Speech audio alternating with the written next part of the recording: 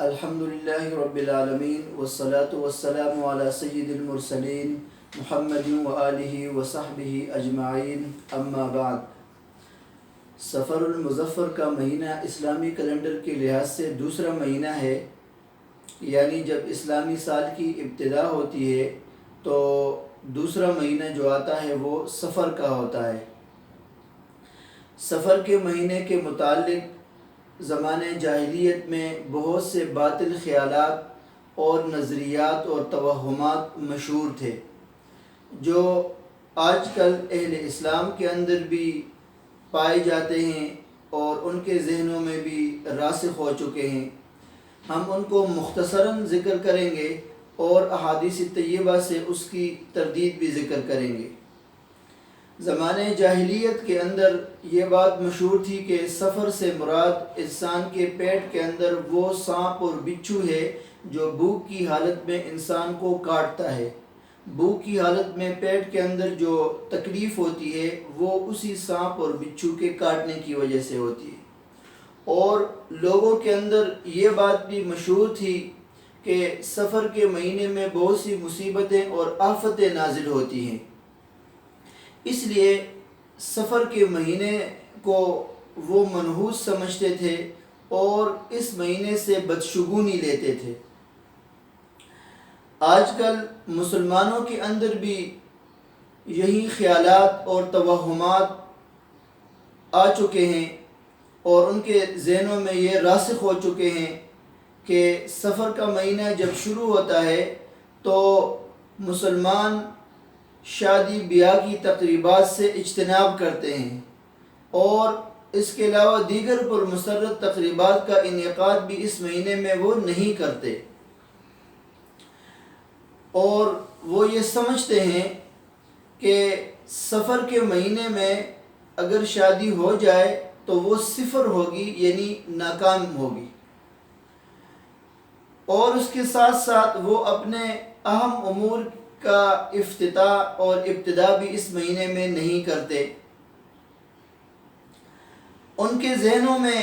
بھی وہی بات ہے کہ سفر کا مہینہ منحوس ہے اور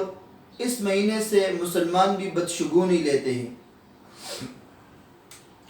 اور ان کے ذہنوں میں یہ بات بیٹھی ہوئی ہے کہ سفر کا مہینہ نامبارک اور منحوس ہے، اور خاص طور پر اس مہینے کی 1 تاریخ سے لے کر 13 تاریخ کے جو ایام ہیں وہ بطور خاص اس کو منحوس سمجھتے ہیں، اور جب 13 تاریخ آتی ہے تو بہت سے لوگ اس میں اپنے گھروں کے اندر کوئی چیز پکا لیتے ہیں، جیسے گونگنیاں مشہور ہے کہ وہ پکا لیتے ہیں اور پھر اس کو تقسیم کرتے ہیں تاکہ اس مہینے کی نحوست اور اس کی بے برکتی اور نامبارکی ختم ہو جائے۔ یہ تمام باتیں ایسی ہیں کہ دین کا اس سے کوئی بھی واسطہ نہیں، یہ بے اصل باتیں ہیں اور من گڑت باتیں ہیں۔ قرآن کریم احادیث طیبہ میں اس کا کوئی بھی ثبوت نہیں۔ اسی طرح صحابہ اور تابعین، ائمہ مجتہدین اور سلف صالحین کے نزدیک بھی اس کی کوئی اصل نہیں، یہ من گڑت باتیں ہیں۔ بلکہ حضور نبی کریم صلی اللہ علیہ وسلم نے اپنی صحیح احادیث طیبہ میں سفر کے متعلق جو توہمات اور باطل خیالات تھے، اور اس کے علاوہ قیامت تک کے جو باطل خیالات اور توہمات تھے، اس کی تردید آپ نے اپنی واضح ارشادات میں کر دی۔ بخاری شریف کی روایت ہے، حضرت ابو ہریرہ رضی اللہ تعالیٰ عنہ سے مروی ہے کہ حضور نبی کریم صلی اللہ علیہ وسلم نے فرمایا: لا عدوى ولا طیرة ولا سفر وفر من المجذوب كما تفر من الاسد۔ آپ نے فرمایا لا عدوى کہ کوئی بھی بیماری ایک دوسرے کو نہیں لگتی، ولا طیرة اور اسلام میں کوئی بھی بدفعلی اور بدشگونی نہیں، ولا سفر اور سفر کے متعلق جو توہمات اور باطل خیالات مشہور ہیں بدشگونی کے، نامبارکی کے، آپ نے فرمایا کہ اس کا بھی دین میں کوئی اثر نہیں۔ اور پھر آپ نے فرمایا وَفِرَّ مِنَ الْمَجْزُومِ كَمَا تَفِرُّ مِنَ الْأَسَدِ، اور جزامی شخص سے تم اس طرح پرہیز کرو اور اس سے اس طرح بچو جس طرح تم شیر سے بچتے ہو۔ اس حدیث پاک میں واضح طور پر حضور نبی کریم صلی اللہ علیہ وسلم نے سفر کے مہینے کے متعلق اور دیگر توہمات کی تردید فرمائی۔ اسی طرح مسلم شریف کی روایت حضرت جابر رضی اللہ تعالی عنہ سے مروی ہے، انہوں نے فرمایا کہ سمعت رسول اللہ صلی اللہ علیہ وسلم یقول لا عدوى ولا سفر ولا غولا، کہ آپ نے فرمایا لا عدوى کہ ایک بیماری دوسری شخص کو نہیں لگتی، ایک شخص کی بیماری، اور آپ نے فرمایا ولا سفر، اور سفر کے متعلق جو بدشگونیاں، توہمات اور باطل خیالات مشہور ہے اور اس کی نحوست لوگوں میں مشہور ہے، آپ نے فرمایا کہ اس کی کوئی بھی اصل نہیں، اور آپ نے فرمایا ولا غولا، اور غول بیابانی، اس کی بھی کوئی اصل نہیں، جو لوگوں کے اندر یہ مشہور ہے کہ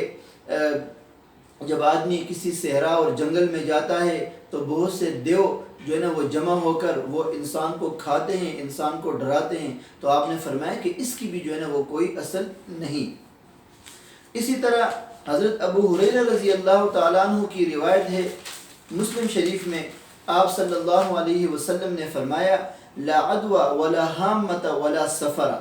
لا عدوى کہ کوئی بھی بیماری متعدی نہیں ہوتی، ولا حامہ، اور نہ کوئی کھوپڑی کی انسان میں حقیقت، اسلام میں کوئی بھی اس کی حقیقت نہیں۔ کھوپڑی سے مراد یہ کہ بعض لوگوں میں یہ مشہور ہے کہ جب کوئی آدمی مر جاتا ہے تو اس کی جو ہے نا کھوپڑی وہ روزانہ آتی ہے اور چھت کے اوپر آوازیں لگاتی ہیں کہ میرے لیے کوئی ایصال ثواب کرو، میرے پیچھے کوئی ایصال ثواب کرو، میرے لیے کوئی چیز پکاؤ، فلاں فلاں شخص کو دو۔ آپ نے فرمایا کہ ولا حامہ، کھوپڑی کی کوئی بھی حقیقت نہیں ہے، اور آپ نے فرمایا ولا سفر، اور سفر کے جو توہمات ہے، باطل خیالات ہے، اسلام میں اس کی کوئی بھی حقیقت نہیں۔ یہ ساری کی ساری روایتیں بخاری شریف کی روایتیں ہیں اور مسلم کی روایتیں ہیں، جس میں حضور نبی کریم صلی اللہ علیہ وسلم نے واضح ارشادات میں ان تمام توہمات کی اور باطل خیالات کی تردید فرمائی۔ ان سب سے معلوم ہوتا ہے کہ اسلام میں ان باطل خیالات کی کوئی بھی حقیقت نہیں، ان توہمات کی کوئی بھی حقیقت نہیں، سفر کے متعلق ہو یا عام دنوں کے متعلق ہو، اس کی کوئی بھی حقیقت نہیں۔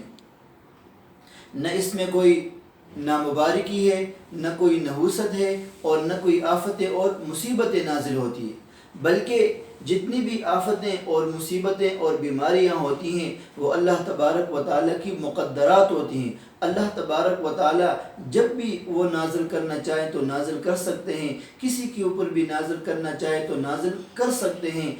کسی مہینے کا اس سے کوئی تعلق نہیں، کسی دن کا اس سے کوئی تعلق نہیں، اور نہ اس سے کوئی مہینہ منحوس ہوتا ہے اور نہ کوئی دن منحوس ہوتا ہے۔ اللہ تبارک و تعالیٰ ہمیں سمجھنے کی توفیق نصیب فرمائے۔ وآخر دعوانا ان الحمد للہ رب العالمین۔